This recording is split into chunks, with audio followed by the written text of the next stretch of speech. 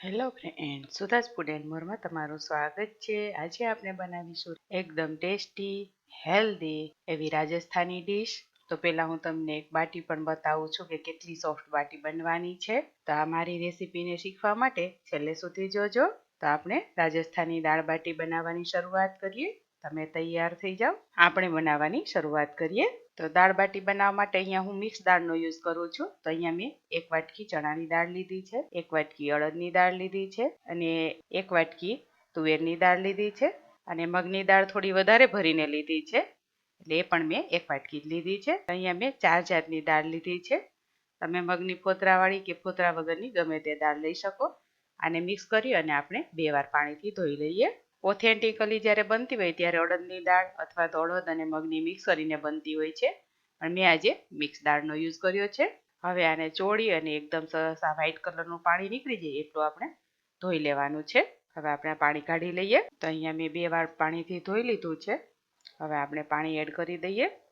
હવે તમે જોઈ શકો છો કે 2 વાર પાણીથી ધોઈ અને એમાં મેં 2 ગ્લાસ પાણી એડ કરી દીધું છે. હવે આપણે સ્વાદ પ્રમાણે મીઠું, હવે આપણે એમાં અડધી ચમચી હળદર એડ કરીશું અને આદુ મરચાંના ટુકડા એડ કરીશું. આ ઓપ્શનલ છે, તમે વઘારમાં પણ એડ કરી શકો. હવે આપણે કુકરનું ઢાંકણ બંધ કરી અડધો કલાક રહેવા દઈશું. પછી 4 થી 5 વિસલ વાગી એર પ્રેશર રિલીઝ થઈ જાય એટલું આપણે થવા દઈશું. તો અત્યારે આને આપણે સાઈડ ઉપર રાખી દઈએ અને બાટીનો લોટ બાંધી લઈએ. તો બાટી બનાવવા માટે અહીંયા મેં 2 કપ ઘઉંનો કકરો લોટ લીધો છે. જે ભાખરીનો લોટ હોય એ લોટ આપણે લેવાનો. તમે ઝીણો લોટ હોય તો એમાં સૂજી પણ એડ કરી શકો. 1 ચમચી જેટલી વરિયાળી લઈશું. 1 ચમચી જેટલા સૂકા ધાણા આવી રીતના હાથથી મસળીને લઈશું. અહીંયા આપણે મસાલા બાટી બનાવવાના છીએ એટલે બધા મસાલા કરીશું. હવે આપણે હળદર અડધી ચમચી જેટલી લઈશું. લાલ મરચું 1 ચમચી જેટલું લઈશું. તમારા ટેસ્ટ પ્રમાણે વધારે ઓછું કરી શકો. મીઠું આપણે સ્વાદ પ્રમાણે લઈશું. સાદી બાટી બનાવતા હોય તો ખાલી સોલ્ટ એડ કરીને પણ બનાવી શકો. હવે આપણે 2 ચમચી જેટલું તેલ એડ કરીશું. હવે આપણે ખાલી ચપટી જેટલો સોડા એડ કરીશું. ઓપ્શનલ છે, તમે ન એડ કરો તો પણ સરસ બનશે. હવે આ બધું સરસ રીતે મિક્સ કરી દઈએ. એકદમ સરસ લોટમાં તેલ અને મસાલા મિક્સ થઈ જાય એવી રીતના આપણે મિક્સ કરી દઈએ. હવે આ બધું સરસ મિક્સ થઈ ગયું છે. આપણે પાણી એડ કરી અને લોટ બાંધી લઈએ. એકસાથે વધારે પાણી નથી એડ કરી દેવાનું. થોડું પાણી એડ કરતા જઈ અને આપણે લોટ બાંધીશું, કેમ કે લોટને આપણે કઠણ રાખવાનો છે. આપણે ભાખરીના લોટ જેવો કઠણ લોટ રાખીશું, એટલે આપણે થોડું પાણી એડ કરતા જઈએ અને આવી રીતના મિક્સ કરી અને સરસ આપણે લોટ તૈયાર કરી લઈએ. બાટી આમ તો ભઠ્ઠામાં જ શેકાતી હોય છે, પણ આજે હું ઓવનમાં શેકવાની છું. તમે ગેસ ઉપર પણ શેકી શકો. હવે આપણો સરસ લોટ બંધાઈ અને એકદમ તૈયાર થઈ ગયો છે. હવે આમાંથી આપણે બાટી વાળી લઈએ.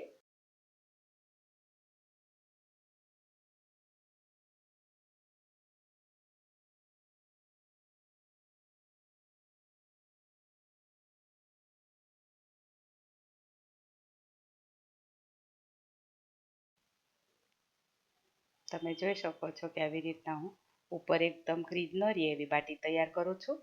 બને ત્યાં સુધી એક જ સાઈઝની બાટી બનાવવાની, એટલે ચડવામાં પણ વાંધો ન આવે, એક જ સાથે ચડી જાય. અહીંયા મેં માપમાં જોઈએ તો 4 જણને થાય એટલી બાટી બનાવી છે, એટલે 2 કપ લોટ લીધો છે અને 2 કપ દાળ લીધી છે, એટલે આપણે દાળ અને બાટી બંને એક જ સરખા બનશે. તો હવે આવી જ રીતના હું બધી એક જ સરખી બાટી તૈયાર કરી લઉં છું. તો તમે જોઈ શકો છો કે હવે બધી બાટી બની ગઈ છે. હવે એમાં આપણે ઉપરથી ચાકુ લઈ અને આવી રીતના ડિઝાઇન બનાવી લઈશું. બધી બાટી ઉપર આવી રીતના ક્રોસનું નિશાન કરી દઈએ. હવે આપણી આ બાટી કમ્પ્લીટ તૈયાર થઈ ગઈ છે. ઓવનને આપણે 180 ડિગ્રી ઉપર પ્રીહીટ થવા માટે મૂકી દીધું છે. હવે આપણે આ બાટી બધી આ પ્લેટમાં ગોઠવી દઈશું. અમારી પાસે હાર્ડ એનોડાઇઝની ઓવન પ્રૂફ પ્લેટ છે, એટલે મેં નીચે કંઈ લગાડ્યું નથી.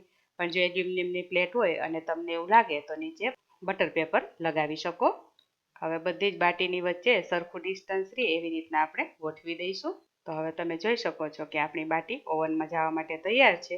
ઓવન પણ પ્રીહીટ થઈ ગયું છે. તો અહીંયા મેં બાટીની પ્લેટ મૂકી દીધી છે. હવે આપણે 180 ડિગ્રી ઉપર 20 મિનિટ માટે સેટ કરીશું અને સ્ટાર્ટ કરી દઈએ. હવે આપણે બાટી બનાવી લીધી એટલી વારમાં આપણી દાળ પણ સરસ પલળી ગઈ હશે, એટલે કુકરને આપણે ગેસ ઉપર મૂકી દઈએ અને 4 થી 5 વિસલ વગાડીશું અને એની રીતે એર પ્રેશર રિલીઝ થઈ જાય ત્યાં સુધી રહેવા દઈશું.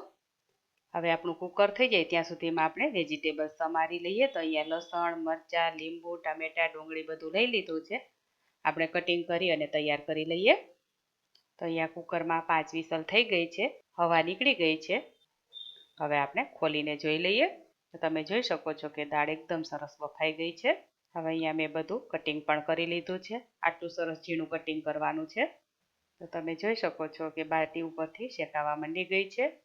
હવે બહાર કાઢી અને આવી રીતના બધી બાટીને ફેરવી લઈશું, એટલે બંને બાજુથી સરસ શેકાઈ જાય. તમે જોઈ શકો છો કે બાટી કેટલી ફાટી ગઈ છે. આપણી બાટી પરફેક્ટ બની હશે તો આવી રીતના ફાટી જશે, અને તો જે સરસ બની કહેવાશે. તો હવે આપણે આ બાટીને ફરીથી ફેરવી અને ઓવનમાં મૂકી દઈએ. તો હવે આ 10 મિનિટમાં બાટી તૈયાર થાય ત્યાં સુધીમાં આપણે દાળ બનાવી લઈએ.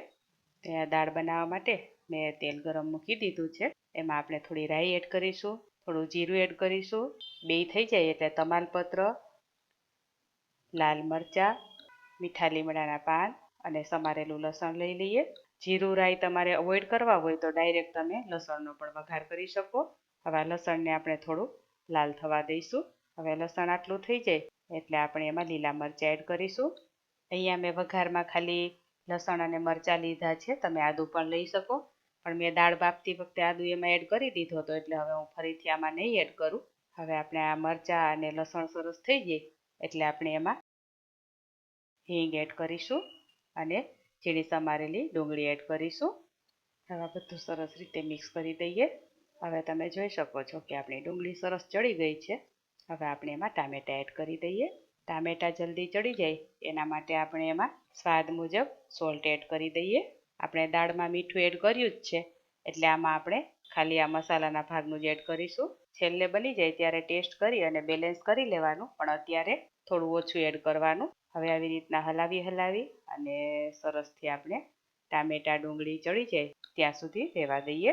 હવે તમે જોઈ શકો છો કે ડુંગળી ટામેટાં બધું સરસ ચડી ગયું છે. હવે આપણે આમાં મસાલા કરી દઈએ. તો આપણે પહેલાં અડધી ચમચી હળદર લઈશું, 1 ચમચી લાલ મરચું લઈશું, બધું સરસ મિક્સ કરી દઈએ. હવે તમે જોઈ શકો છો કે આપણો વઘાર સરસ તૈયાર થઈ ગયો છે. આપણે એમાં આ બાફી અને તૈયાર કરી હતી એ દાળ એડ કરી દઈએ. હવે આ બધું સરસ રીતે મિક્સ કરી દઈએ. તો હવે આપણે આમાં ગરમ પાણી એડ કરીશું. ગરમ પાણી એડ કરવાથી શું થશે કે દાળ એકદમ સીધી ઉકળતી જ રહેશે. ઠંડુ પાણી એડ કરશો તો ટેમ્પરેચર ડાઉન થઈ જશે.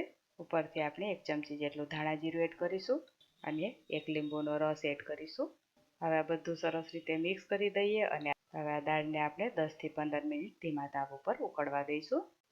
હવે 10 મિનિટ જેવો ટાઈમ થઈ ગયો છે. હવે બાટીને આપણે બહાર કાઢી લઈએ. તો તમે જોઈ શકો છો કે આપણી બાટી બંને બાજુથી સરસ શેકાઈ ગઈ છે અને પરફેક્ટ બાટી તૈયાર થઈ છે. હું તમને એક બાટી ખોલીને પણ બતાવું. એકદમ ગરમ ગરમ છે. તમે જોઈ શકો છો કે કેટલી સોફ્ટ બાટી બની છે. હવે બાટીને આપણે એક બાઉલમાં લઈ લઈએ. હવે અહીંયા બાટીને મેં એક બાઉલમાં લઈ લીધી છે અને ઉપરથી હું ઘી રેડીશ. બધી બાટી ઉપર સરખું આવે એ રીતના રેડી દેવાનું. આ ઓછું ઘી ખાતા હોય એના માટે છે. જે વધારે ઘી ખાતા હોય એના માટે તો ઘીનો બાઉલ ભરી અને પછી એમાં બાટી ડુબાડવાની હોય છે, પણ આપણે થોડું ઓછું ઘી રાખીશું એટલે એના માટે હું આવી રીતના ઉપરથી થોડું થોડું બધી બાટી ઉપર પોર કરી દઈશ. હવે થોડી વારમાં બધું જ ઘી બાટીમાં અંદર શોષાઈ જશે. તો હવે આપણી આ પરફેક્ટ બાટી તૈયાર થઈ ગઈ છે. આપણી દાળ પણ તૈયાર થઈ ગઈ છે. તમે જોઈ શકો છો કે એકદમ સરસ ઘટ્ટ થઈ ગઈ છે. આપણે જોઈએ એવી જ કન્સિસ્ટન્સી આવી ગઈ છે. હવે ગેસ બંધ કરી અને ધાણા એડ કરી અને હું નીચે ઉતારી લઉં છું. હવે ત્યાં સુધીમાં આપણે લસણની ચટણી બનાવી લઈએ. તો લસણની ચટણી માટે અહીંયા મેં લસણ, મીઠું, લાલ મરચું અને ધાણા જીરું એડ કર્યા છે. લસણની ચટણી આવી રીતના વાટીને જ બનાવવાની, એનો ટેસ્ટ વધારે સારો લાગે છે. તો હવે તમે જોઈ શકો છો કે આપણી લસણની ચટણી સરસ તૈયાર થઈ ગઈ છે. હવે આપણે એનો વઘાર કરીશું. તો એના માટે અહીંયા 2-3 ચમચી જેટલું તેલ લઈ લેવાનું છે. પછી તમને પસંદ હોય એ પ્રમાણે વધારે ઓછું લઈ શકો. હવે આપણે થોડી હિંગ એડ કરીશું. તેલને વધારે ગરમ નથી થવા દેવાનું. હવે આપણે તૈયાર કરેલી લાલ ચટણી એડ કરી દઈએ અને સારી રીતે મિક્સ કરી દઈએ. ગેસની ફ્લેમ એકદમ ધીમી જ રાખીશું, નહીં તો ચટણીનો કલર બળી જશે. હવે આવી રીતના સરસ મિક્સ કરી દેવાનું. હવે એમાં આપણે થોડું પાણી એડ કરીશું અને હવે આપણી ચટણી સરસ એકદમ તૈયાર થઈ ગઈ છે. ગેસની ફ્લેમ બંધ કરી દઈએ અને નીચે ઉતારી લઈએ.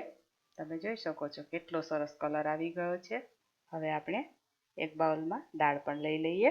દાળ બાટીની આખી થાળી જ તૈયાર કરીએ છીએ, એટલે મેં થાળીમાં ચટણી લઈ લીધી છે. આવી રીતના એક વાટકામાં દાળ લઈ લીધી છે. સમારેલી ડુંગળી લઈ લીધી છે. બાટી મૂકીશું અને સાથે પાપડ મૂકીશું.